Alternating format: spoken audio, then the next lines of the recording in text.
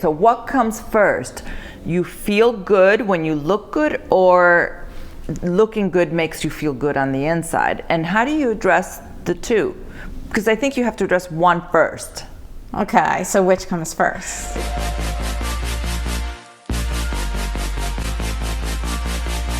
Hi friends. Okay, so this is a bit of an experiment. As you know, Daisy Fuentes has been on Really Famous a few times before, and we've become friends since she was first on the show. So we often have these lunches or walks together where we talk about all sorts of fascinating things. And so recently we were at lunch and Daisy was like, hey, I feel like we should start another show, the two of us talking. So we kind of shot this as an experiment. And I don't know what you're going to like and what you won't. So we thought, let's just put it out there and you tell us what you think.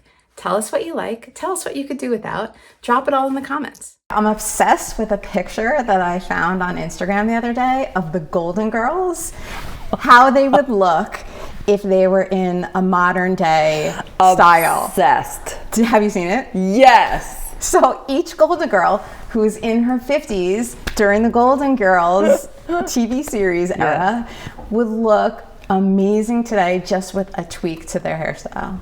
Have you seen it? I have seen it. It is amazing.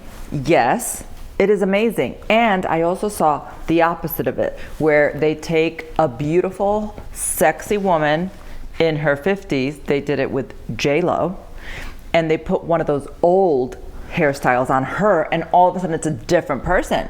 How did she look? Not great. Like these women look like you just automatically look 10 years older.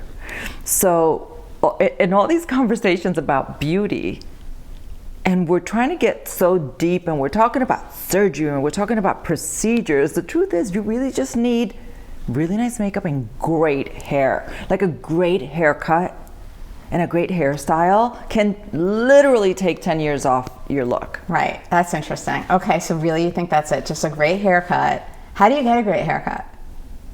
I think you have to work with somebody really good, and you have to look at the features, like your features, and how, like, what is your lifestyle? Are you going to have time to really style a complicated haircut? Right. Or do you need something really simple where if you just fuss with it a little bit, it always looks great. It looks the way that haircut is supposed to look, but modern.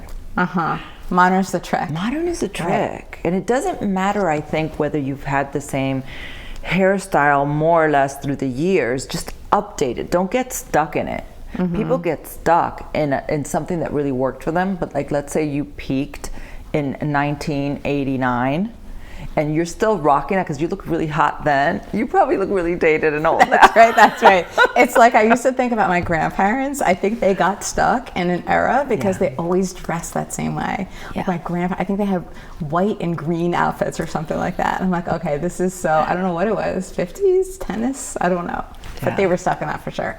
Right, so you don't want to be stuck. I like to change my look up a lot. That's just me personally. We were talking about this the other day when I went to get my haircut. I'm like, take a lot off because I don't want to look the same all the time in pictures. So I think part of it is as we get older, like we do want to change, like experiment a little bit.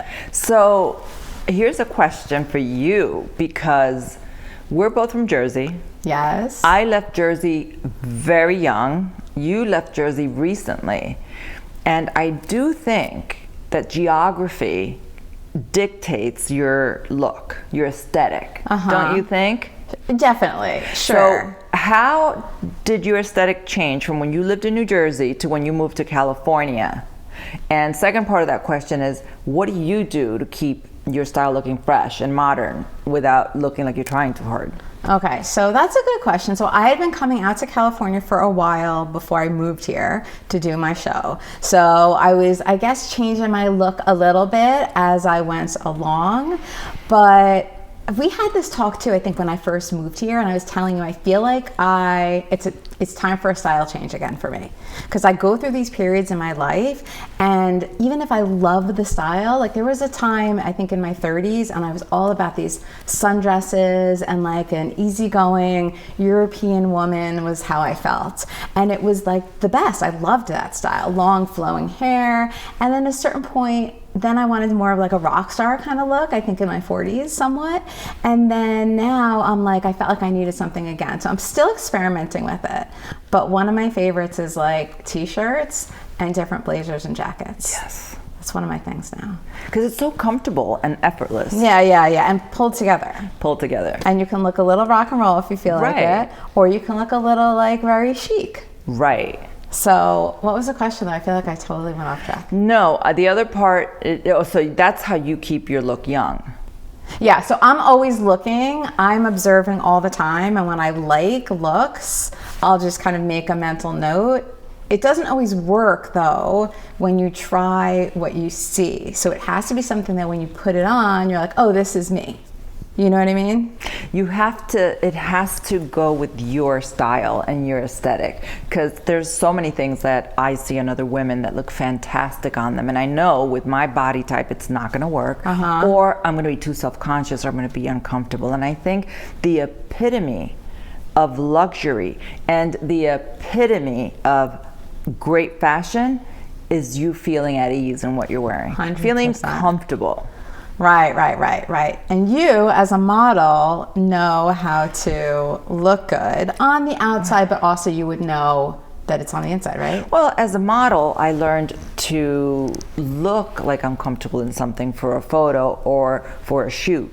I can fake it temporarily, but when you're going to be moving around, when you're going to be at a party, or you're going out on a date, or you're going to work, the last thing you want to do is be aware of how your things look, or if you need to tuck something in, or something is not. You want to be free to move, and that's how you're going to look really good, when you feel just confident and free to move, and you know that no matter what you do, you're going to look good. Yeah. Okay, that's good to know. So also, we could take a tip from a model. Just saying, everybody could use a tip. We could all use tips, and I love all these tips that we're getting. I love how there is more for women over 40, women over 50. There's more conversation, right, about aging, and aging comfortably, and aging beautifully, and aging gracefully. I love those conversations, and I am all for work on yourself from the inside out. I'm all about feel good with yourself. I want to hear all those conversations. I want to hear all the menopause conversations. Those are important. But also, tell me what I need to do to look really good. Right. So it's both. Because that's really important. Like, let's not forget that as we get older, yes, all that is important. We still want to know how to look really hot. Right. Like, I don't want to look like a golden girl. I'm just saying. Important. Yes. You know what I mean? Yeah. So and still, right. But you're right. All those conversations about menopause and everything else. And menopause is definitely trending, I feel now. 100%. It's like the topic. Yes. Which is good. It's great. But there is also more to life, you were saying. Yes. I also don't want it to be that as we get older, that's what we're always talking about. Yes, it's important to discuss that. But what comes first, the chicken or the egg? So what comes first? You feel good when you look good, or looking good makes you feel good on the inside? And how do you address the two? Because I think you have to address one first. Okay, so which comes first? It depends on the person, I think. What is it for you? Honestly, for me, I really feel like if I think I look okay, then that motivates me to take better care of myself on the inside. Because I can work on eating healthy, on exercising, on doing all the right things, some good sleep, all the things that we know are the important hacks that we need to do to look great and to age beautifully. But if I'm doing all of that, and for example, I haven't done my hair, my hair is gray, my roots are gray. I don't see gray roots. Well, you're never going to see gray roots, first of all. I can help it. So unless we go back in lockdown, you're never going to see the gray roots. But this is a perfect example. During lockdown, I would feel pretty good, and then I would pass a mirror and look at myself and go, oh my God. And then I would feel not great. So for me, I feel like I gotta be comfortable with the way I look, so that when I look at myself, I'm like, you look good, bitch, take care of yourself. Yeah. Like, make the inside match the outside. Yeah, I think I'm with you, and I think Also, just because it's almost like this perpetual cycle. So for me, if I look really grungy and it's like a weekend, I'm letting my roots grow out because I know I'm dyeing my hair the next day or something, I cannot even stand to see it. And I'm like, let's say it's a Sunday and that's what I'm looking like, and I have, you know, whatever, like sloppy clothes on, whatever, and I catch a glimpse of myself in the mirror, I'm like, ugh. But I do think that if I like a look, then I feel the look and I feel myself more. And that probably perpetuates the cycle, because then when you feel yourself more, then you look better. So I think we just answered the question. I think it is more important to look good than to feel good. Is that what we're saying? No, we're saying I feel like that's what we're saying. No, we're saying that the first start, and it's easy because all you have to do is put something on that you like, or style your hair the way that you like. Right. Do one thing that you like, and then it starts the cycle. Yes. That's easy. Everybody can do that, I feel like. I think it's important to take care of yourself. And just because you're getting older and you realize that the insight on how you take care of yourself is really the most important, let's not forget how we used to be when we were younger. Those of us who really did like to be on trend and were into fashion and liked to look good. I mean, sure, there were girls who were, you know, we all have different types. You know, you're the sporty type, but you still like to look good as the sporty type. Or, you know, you're the, I don't really care about fashion type, but you still like to look good in that type. You still have your style down, and whatever that is that works for you. When we were younger, I feel like we all took the time, to figure out how we wanted to keep our look looking good, whatever that look was. For me, I was like a fashion girl. I liked to be on trend. I liked my hair to be doing something, and because I was a model, I liked all the things, whatever was on trend, the makeup, the hair, the fashion. I've always been that girl. So as I get older, I want to be a version of that girl. Yeah, that makes sense. So for me, it's different. I feel like I'm more into style the older I get. Oh. I have developed that more over time, where I was like a little bit less concerned about it, or like didn't think that much or even know that much about it when I was very young. And I think the older I got, the more I started to experiment and have fun with it. Now I love style. Like I think it's so much fun, and it wasn't something I had necessarily been that into. I mean, I always thought about it and cared about it, and I wore cool things. But as I said, different phases of my life, different things. But now I'm even more into it. That makes sense. For me, it was the opposite. When I was younger, I really experimented with clothes a lot, and I would have stylists dress me for events and for MTV, and so I would always go out there a little bit. I would always be up for anything, experiment with different wild looks, and as I've gotten older, I've toned it down a lot. I guess because I've done it, and now I feel like I want to arrive at a style that is more who I am at this time of my life. Right? Definitely. Yeah. And so this also kind of leads me to what we were talking about the other day about as we get older, what we talk about with our friends also matters. Yeah. So if we want to enjoy ourselves and our lives, we don't want to get caught up in only talking about medical issues. Right. Sometimes that happens. This is a thing that I think we all need to be aware of as we get older. We all have those friends, and we all start doing it too, because there's stuff going on in our life and things change. So you sit down at a lunch with your friends or at a dinner, and you end up, the conversation spirals into an ailment conversation. What's ailing you? What's ailing you? What medication are you taking? What did you have to go to the doctor for? Oh, your parents are in the hospital. Yes, you want to catch up with all those things, but we tend to linger on it, and that's what my parents did and my grandparents did, and I don't want to do that. Yeah, that's like I'm not catch into it. Not into it. I don't want to do it. I have no interest in it, and I really hope I don't fall into that trap at any point. I think that's a good tip for everyone our age, is catch yourself doing that and change the conversation. Yeah. Be the one who changes the topic. Definitely. Okay, so how have your friendships changed over the, kind of in life? I have a few friends that are still my friends from high school, and we know each other, and even though our paths have gone in different directions, we've always stayed in touch. Where I had some friends who had kids and became housewives, and some other friends who just moved away and had to take care of their families and whatever. We're now all circling back to, okay, now we're at the same place again, and it's like we haven't missed a beat, and those are the real friendships. As far as all the other friendships, I used to have a lot of friends from work.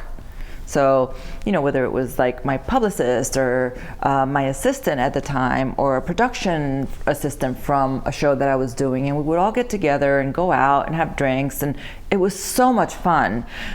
But we didn't really know each other. We didn't really have a past. And I guess when the work situation ends, then you stay in touch, but it doesn't remain a close friendship. For me, there was also a big age difference. So, it was they were a different generation than me, and it was fine when I was single and going out. It was great. But now that I'm married and they're single or in different eras of their life, married, having babies, it's too different. Yeah. And now what I look for in friends, I think I like, in my women friendships, I like women that I can really just have a great conversation with, where I don't feel like they're judging me, or where I don't feel like I need to impress them. I think that there are a lot of friendships that way, where they get together just to impress each other. Yeah, I can't deal with that at all. Do you think that's common? Very, especially in California, especially in LA. Okay, tell me about that. I think LA, I do believe that geography plays a big part in your style, your lifestyle, your behavior, and your trends as a person. And I think that in Los Angeles, for the most part, women get too caught up in that whole Real Housewives aesthetic and vibe. And everybody is kind of acting like there's a reality camera following you around. And it's too much of putting on airs. And you can't keep that up for too long. And if you feel like that is who you are, I don't know. I would say, ask yourself, why do you need to be impressing your friends? Like, why do you feel like you need to go out and impress people? If you're doing things for yourself because you like it, that's great. If you're doing things because you feel like you need to, because that's your friend group, because they all have, and they're going to judge you if you also don't have the things, then I sense a lot of that vibe around. They're not my circles, those are not my people, but I see it. Right. Well, those would not be your people because you don't want to do that, right? So so let's talk about the psychology behind that, right? So but wait, I also do have a couple of girlfriends who are very much like that. So tell me about those friends. But I don't hang too much in their circles. Like, I can hang with them one-on-one, even though they have all the things, and they have their aesthetic, and the things that they feel they need are very different than the things that I feel I need. We don't judge each other for that. Yeah. They can be all designer all the time and having to have the latest and greatest, and I don't. I have a different way of putting myself together or not putting myself together, and we don't judge each other on that. So they don't feel that sense of needing to prove something to you. Not to me. Right. Yeah. So they can kind of loosen up with you. I see the circles where these couple of women who I'm talking about, when they go in their circles, it's all that. And then I feel, if you had to look at a picture of all of us and pick the one that doesn't belong, it would be me. So that's why I guess my circle hasn't expanded to her friends, and she hasn't kind of gone into my friends. We're just friends. But I don't know, I feel like I could introduce you to my sister and my friends from home, and you would fit right in, and you would totally vibe and get it. Yeah. That is interesting. Yeah. It's interesting too, because, so how did you meet these friends? Working in LA, different circumstances, or, whether it's at an event or whatever. Right. And you click and you do like each other, but you realize that it doesn't extend to your lifestyle, or it doesn't extend much past, we like each other and let's hang out. And that's fine, because everybody, you don't have to mix in all the way with all the people. Like, you can have different people that brings out a different side of you. I think it's important to acknowledge all the different friendships, because I think sometimes people get too stuck on, I don't like this about that person, she's not my people. Like, everybody has to be the same. Everybody has to be on your vibe level, or otherwise you can't don't you think it's important to realize the different types of relationships that you could have and that we all have in our life? Sure, definitely. At the same time, if there's somebody who's a big drain and more of a toxic influence, then I feel like you don't have to stay in touch with them all of the time. 100%. if it's going to bring you down. You can try to see if they'll come up with you, or you can hold their hand, but at the same time, if they don't want anything to do with that, then it is okay to kind of let go a little bit. Okay, what makes a toxic friend? Well, I mean, there's so many different things, but one of the things I think that you can do to tell is, how do you feel when you're with that person and when you leave? So do you feel icky about yourself? Is there something that doesn't feel right, like every time? That's a sign it's not a healthy friendship. Something's not good in that friendship.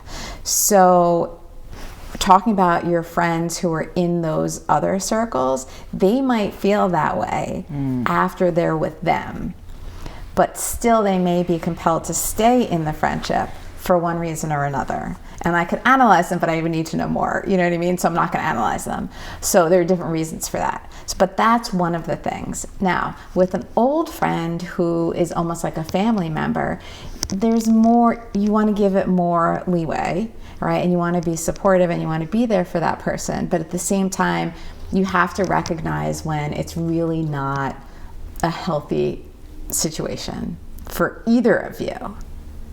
And then it's like, okay to move on. Yeah, that's really good.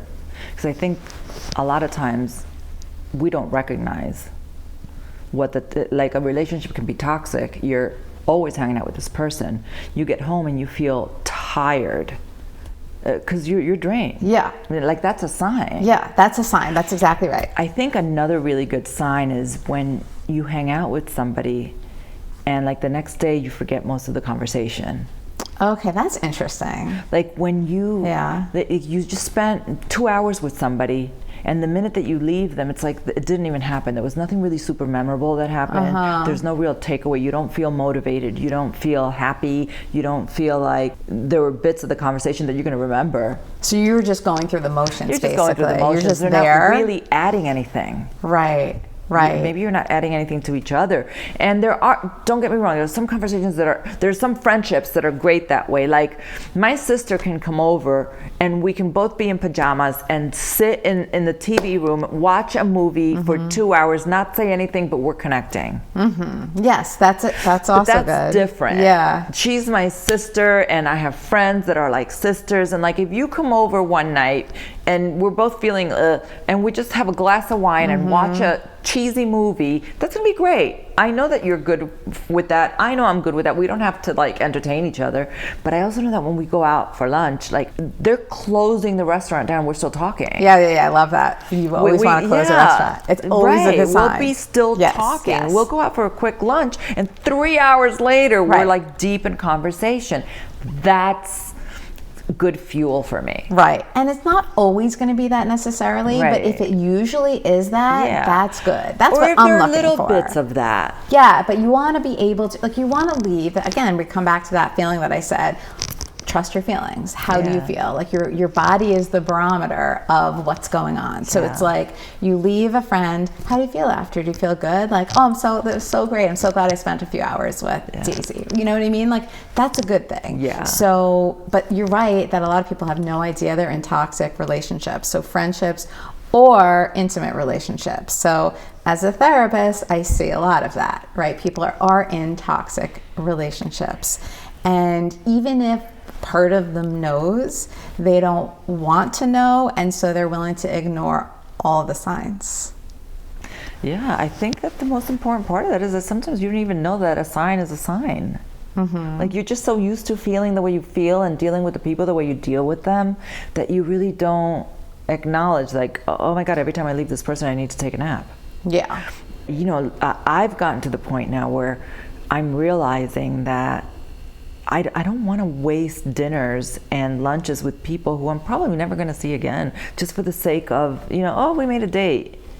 Is that bad? No, but did you used to do that a lot? Yeah, I've always been of the mindset that it's great to put yourself out there and to meet new people and to, and I guess the more I'm realizing, like, I don't have that much time to waste anymore. So I like doing that too, and I do more of that now than I used to. Again, it's funny because we have swaps in a lot of ways. Like, I'm doing I'm more into the things that you already did before. So I like to do that too, and I think that does lead to good things.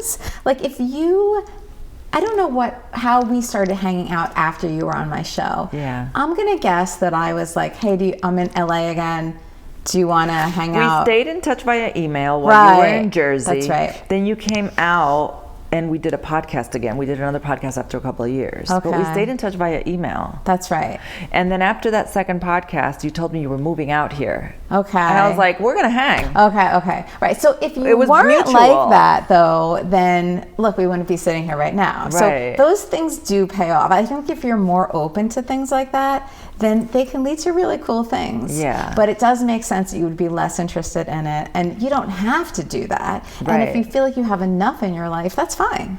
No, I think that we can always use more friends. We can always use more people, more good people. We have to, it's important to weed out the toxic ones and acknowledge when you meet someone. And I think it's really harder for women. For me, I'll tell you why it's been harder for me. Because I chose to not have children. So there was a whole time where I was hanging out with younger people and we were having a lot of fun because the women my age were just starting their families. And so even though we would stay in touch and I would want to hear all about their new life, and they get too busy, they get too caught up, and they get new friendships from their kids' friends. Yeah. So now you have new friends from school, from your kids' school, and you don't really fit into any of that if you're not in that circle. Well, even if you're in that circle doing those things, you don't necessarily fit in. That's how I was. Like, I was having the babies and having the kids growing up, but I never felt like the moms were my people. Really? Never. It did not happen for me. It was just, I don't know. I mean, I guess I do know. I think that I never saw myself as like being a mom first. I love my kids beyond, like, I can't even explain to you, but here's a prime example. I remember I had my daughter first and she was like a week or two old and I went back to the OBGYN for a checkup. And do you remember those like car seat bucket kind of things like that people carry a little baby in? So I remember having her in the bucket and I remember just being like, oh, this is such a drag, this big bucket. I have to take a bucket with like a 20-pound person in it everywhere I go now. I loved her, but I did not like the dragging the bucket. So I'm going through the doctor's office and the doctor looks at me, she said, oh, you love being a mom, don't you? And I remember thinking to myself, I love this girl in this bucket so much, but I don't love being a mom. Like, the momming part of it is not the thing I'm in love with. I'm in love with this human. Right. So I don't know. And then I think a lot of the moms, that was all they wanted to talk about were their kids. And this went on for years and years and years. And to me, I felt like there was so much else going on in the world that was interesting to me, that when I'm with my kids or, when I'm with my husband or whatever, like, yeah, we're talking about the kids, we're thinking about them. But at the same time, like, we're out and about, let's talk about some other things. Yes. And like, I just didn't find many women who were into that where I was in New Jersey. And don't you think it's so important to have your own life as a woman, as a man, as a couple, other than your kids? I see so many couples who get so involved in their kids' lives. The kids run the household. Everything that they do is what the kids want to do. And then the kids grow up, go to college, and these two people find themselves with no life because those kids were their entire life. Well, not only that, but also then the kids are set up for disappointment because they're used to being the center of everything. So I remember watching this episode of the show Parenthood years ago, and it was the mom played by Bonnie Bedelia, I think, and she was kind of like, she would step in and give the grown kids some advice about how they were parenting their kids. And I don't remember which parent she was telling this to, but it was like this situation where the kids were on the field playing sports and all of the parents were brought their chairs and everything, and the kids are elevated on the field and all the parents are watching and just cheering on the kids. And she said, this is backwards. Like, the kids should be looking at the parents saying, I want to be like that someday. So I don't feel like I'm explaining that well, but it resonated with me. I get it. Yeah, it is backwards. Like, what is there to look forward to if you are put on a pedestal as a child and everything revolves around you? Good luck when you're in your 20s, 30s, 40s, 50s, 60s, 70s, 80s, 90s. I also feel like that's why a lot of these kids don't do well socially, because that's a lot of responsibility to put on a child, that they are now in control. I think that children want to look up to the parents. They want to be like the parents. They can't do that if the parents are looking to them and asking them constantly, what do you want to do? What do you, I mean, sure, once in a while, that's great. For the most part, the kids should be learning from you and your lifestyle and what your life is like. And I remember watching my mom get dressed to go to work, and I loved to watch her do her makeup and put her clothes in, the way she took care of her clothes. And I was always watching her. She wasn't just watching me to see what I did, like where I had to entertain her. My mom had this dress I loved. It was this black dress with spaghetti straps. I still think of that dress. Like, yeah, you want to, those are good things to look up and be like, oh, I want to be like that someday. It's magical. Yeah, but you're right. It's too much responsibility to put on a kid. Yeah. And then the parents find themselves with like, what do we do now? Like, we have no interest. We haven't done anything for ourselves in the last 20 years. Yeah. You know? Yeah. It can go in that direction for sure. And it, like, you have to make sure that you do have other interests besides the kids. So some couples do fine. Yeah. It depends. Okay, so we've talked about some things. Now let's leave everybody with some quick tips.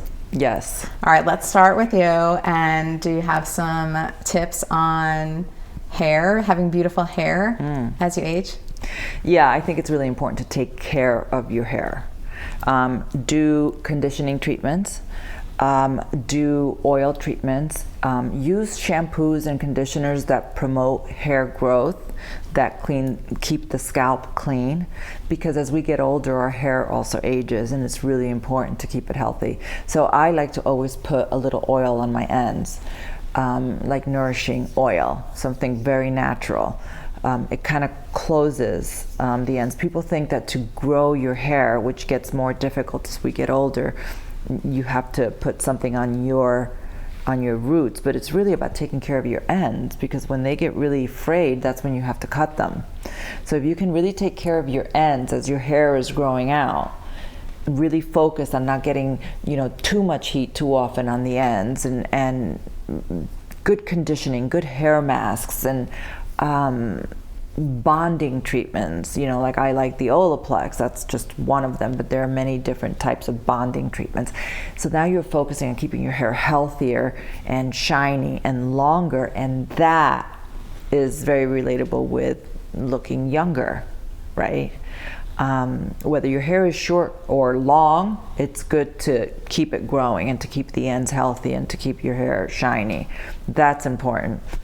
And also, when you go to your hairdresser and you're looking to get color, don't go too all one color. And if you're going to get highlights, instead of taking a picture of another older woman with good highlights, take the picture of the child who has those natural highlights that you're looking, the version of what you're looking for, but the child has. Like, what does it look like on a 13-year-old? Like, what kind of highlights do they have naturally? Well, that's the kind of thing that I like to take to my hairdresser. Like, what do natural? I think that the more we all start looking like each other as older women, the more obvious it is. So to keep it fresh, I always like to show the picture of what I'm looking for in a natural way in a younger girl. That's interesting. I love that idea. Right? And it does work, because there are different styles and trends of highlights. But if you always lean towards what does that look like if it were natural, then that always feels fresher to me.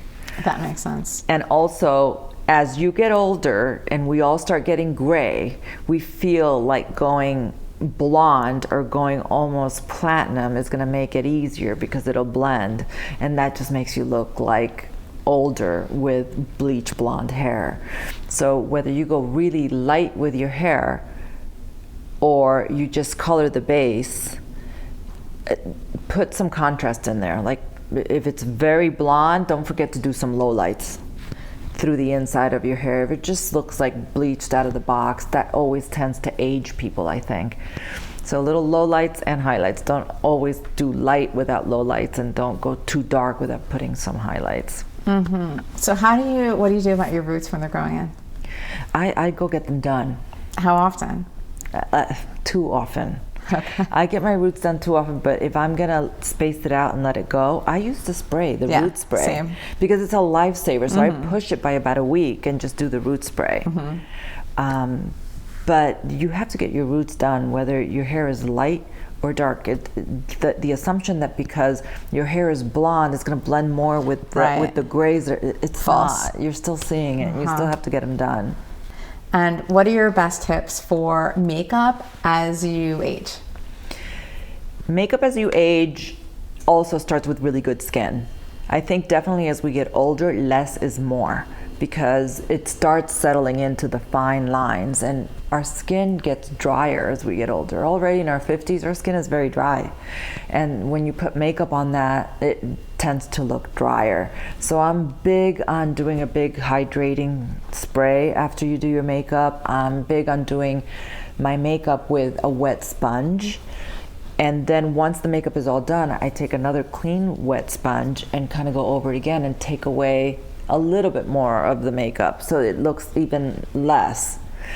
I think it's really important to take care of your lashes and your eyebrows. So do an eyelash serum, do an eyebrow serum, because if your lashes are fading out and you barely have any, that also ages you. There's nothing that says fresh and youth and health like long, luscious eyelashes naturally, so that you don't have to be doing a bunch of fake lashes. You can just do a little bit of mascara.